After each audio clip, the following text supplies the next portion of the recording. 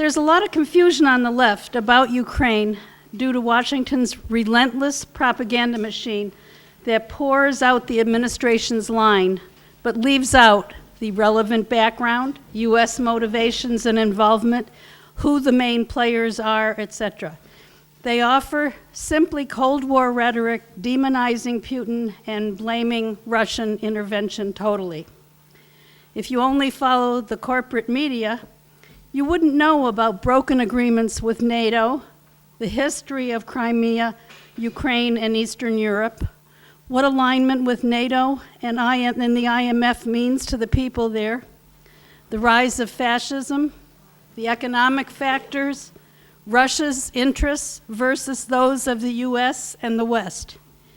You wouldn't know that according to polls, a large majority of the US population is totally against another war and opposes US military moves or aid to the coup government in Ukraine. We're very happy to have two speakers tonight who, of course, will clear all of this up for us in the next hour or so. And then we want to discuss what to do about it, what our concerns, demands, and actions should be. I want to mention that UNAC, the United National Anti-War Coalition, issued a call for jobs, health care, and social services, not another war, and called for nationally coordinated anti-war actions across the U.S. and internationally that include protests, vigils, teach-ins, anti-war resolutions, and visits to offices of elected officials. UJP endorsed this call, along with many others, and the forum tonight is listed as one of the many events taking place across the nation. I just got something, an email today from Stop the War Coalition in the UK, and they have a petition up that I would encourage you to go to their website and sign.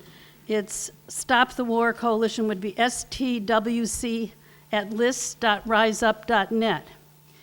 NATO, the U.S. has been very provocative, and NATO military exercises are due to take place in Ukraine in July. UK troops will be deployed as part of NATO's rapid Trident maneuvers. And this is a dangerous move, they say, that will inevitably escalate an already tense situation. So Stop the War Coalition, that's the largest anti-war coalition in the UK, along with CND, the Committee for Nonviolent Disarmament, I think, and a number of politicians and celebrities are petitioning the government to initiate a debate in Parliament and bring a stop to this dangerous escalation. So people should be aware that this kind of thing is going on, and that's what the U.S. is involved with also. I just remembered you can't sign this petition unless you're a UK citizen or reside there, but that we should start our own. Okay. Also, I was told that that a Russian news agency asked for quotes from our two speakers tonight, and they did. I don't have time to read them. Maybe they'll tell us what they said, but it's gotten international attention, this forum. Okay, so I'm going to introduce our two speakers. Have we decided who's going first? Mark? Okay. Mark Solomon is Professor of History Emeritus from Simmons College. He's a longtime activist in peace and justice movements for more than 65 years. He has written extensively on U.S. foreign policy, peace issues, and anti-racism. Gary Loop is a Tufts Professor of Japanese History. He speaks and writes about issues of foreign and domestic policy, among other topics. Recently, he has written about Ukraine and why the U.S. should stay out. Ever the history professor, Gary has written a 27-question quiz titled, "What Do You Know About NATO's Expansion?" that I would highly recommend, especially since he includes the answers. So, without further introduction, we'll start with Mark.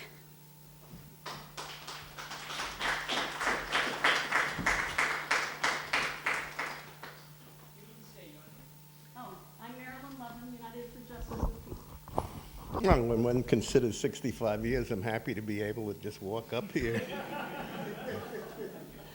Wow.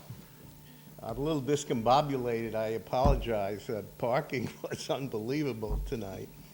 And I forgot all about the Harvard commencement, so I'm a little bit rattled, but we'll settle down. Grateful for everyone coming out tonight. It's a terribly important subject, and at this particular political moment, when we thought that perhaps the threat of a broader conflagration, got a problem with? Directly into the mic, please. Directly into the mic, okay. When we thought that the threat of a broader conflagration, a possible confrontation between U.S., NATO on one side and Russia on the other, was receding, but the events of the last 3 days particularly have rekindled the possibility of such a confrontation. So I think it's important for us to gain a better understanding, and I hope in some small measure we can contribute to that understanding. And of course, this is a very, very well enlightened audience, and I welcome criticisms and I welcome corrections, and I'm sure there will be some. I'm probably impinging a little bit on Gary. I apologize for that because we really didn't have much of an opportunity to coordinate. But I would like to say a few words about the origins of NATO, which is really at the very heart of the conflict as it exists at this moment in that part of the world. The roots of this problem are, in many ways, reflected in the inexorable NATO expansion, which began in April 1949 with the establishment of NATO. The Warsaw Treaty Organization, which was the response, was established months later, and of course has disappeared and has not been in existence for more than 23 years or so, while NATO marches on.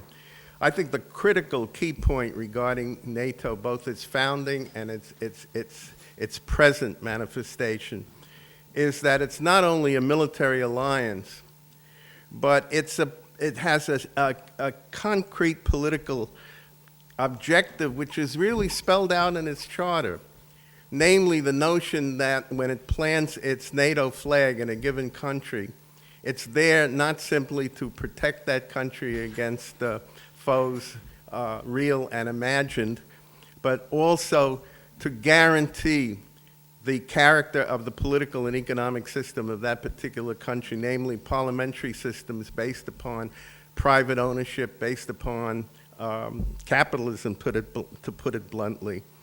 And that, I think, is the key to the continuation of NATO, because you ask, well, look, if NATO was a defensive alliance allegedly to counter the Soviet bloc, and the Soviet bloc no longer exists, why is NATO still around? NATO is still around largely to assure the political character of those states which it's a part of, and particularly to guarantee that there be no transformative kind of politics in those countries that would bring about a different type of economic and social system.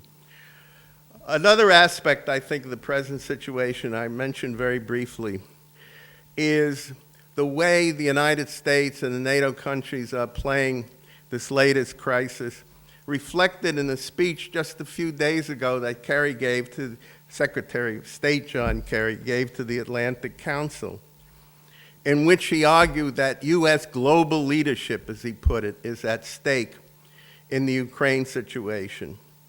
And he said, for the moment at least, it's very interesting the way he put this, for the moment at least, NATO must return to what it's called its original purpose, which was to curb Russia. But he quickly added, while it has moved away from that role and has had, and this is really interesting language that he used, an expeditionary role in recent years, that expeditionary role need not necessarily be abandoned as NATO returns to its original purpose, that is to curb Russian ambitions and Russian interests.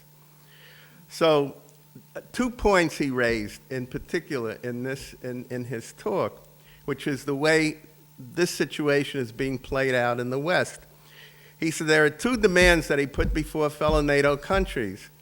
One is that they all bring their military spending up to 2% of their specific gross national products. Many of these countries, the military spending is way below that. The second thing is that they sign transatlantic trade agreements to open markets, particularly, of course, markets to the United States, so that there are aspects of the Ukraine situation right now that are reflective of the kind of ideological, political, and economic interests that guide the United States and the other NATO countries. And that's reflected, I think, in his speech, in Kerry's speech. Looking now at some of the specifics of the development of NATO in recent years leading up to Ukraine situation, I'm reminded that in February, March of 1990, when the Berlin Wall had come down in 89, in the fall of 89, and Gorbachev, who at that time was president of the Soviet Union, was negotiating with Helmut Kohl regarding the unification of Germany. And a couple of things happened that are very interesting. Not generally known. Gorbachev thought he had an agreement from Kohl and the German government that the process of amalgamation, of reunification of East and West Germany would be a 3-year process. That it would be a gradual process where the two very, very different social systems could somehow congeal into some kind of a new synthesis over a 3-year period. And the Germans had agreed to that. Kohl had agreed to that. As soon as that agreement was signed, Germany moved right into East Berlin, right into East Germany, bringing gigantic propaganda apparatus, taking over TV stations, media, firing all the professors at Humboldt University, and eventually beginning to exercise what I guess could charitably called victor's justice. But the fact of the matter is, there was a certain kind of impunity at the heart of this that is very reflective of the kind of arrogance and summary kind of aggression that has always been characteristic of NATO. As a matter of fact, there was a promise made to Gorbachev beyond Germany that there would be no forward movement of NATO into Eastern Europe after the disintegration of the country, of the bloc of countries in Eastern Europe that were in the Soviet orbit. And of course, that was betrayed. There was a specific Jack Matlock, American diplomat, who was very much part of that reasoning, recalled that in negotiations between the Soviets, the East Germans, and the West Germans, there was an insistence by the United States that the whole of a reunified Germany be brought into NATO. And the argument, of course, was simply that it is better to have Germany with its revanchist history inside a military bloc that supposedly could guide and direct its policies rather than have Germany outside that bloc.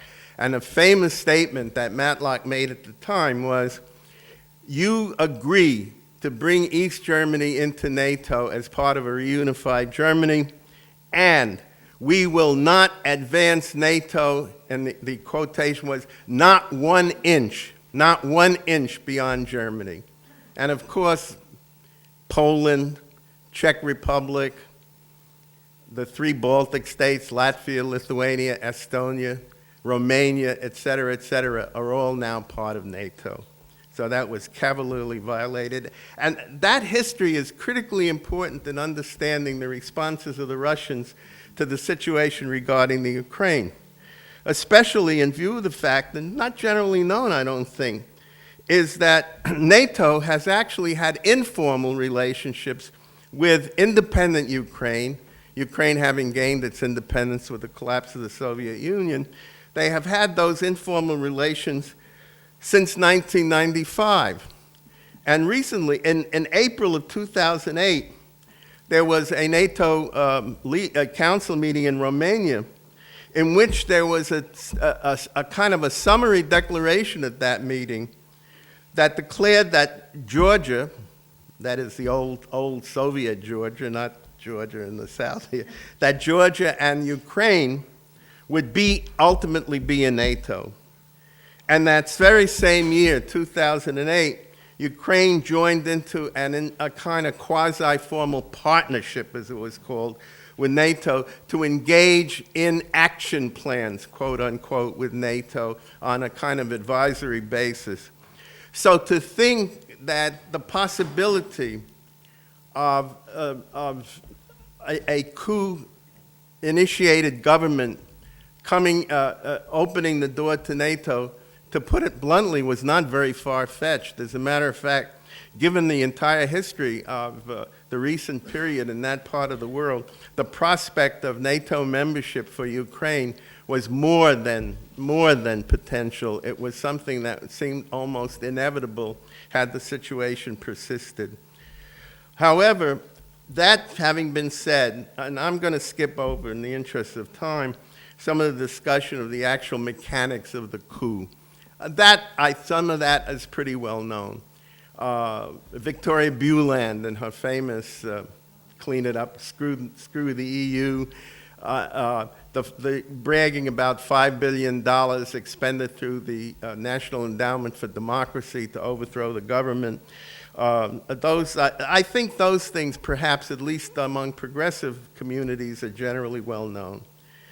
The coup itself, however, I think turned out to be a huge blunder, because what the coup has done, in effect, as a matter of fact, Robert Parry argues, his very interesting argument, we can't know for sure, we don't have the documentation, but he argues that this neoconservative claque that continued in the State Department after the Bush era, that's still there, the Kagan brothers, Robert and Frederick, Buland, who was married to one of the Kagans, etc., that part of the kind of unleashing the forces that resulted in the violation of agreements that had already been made and backed by foreign ministers of France, Germany, and Poland.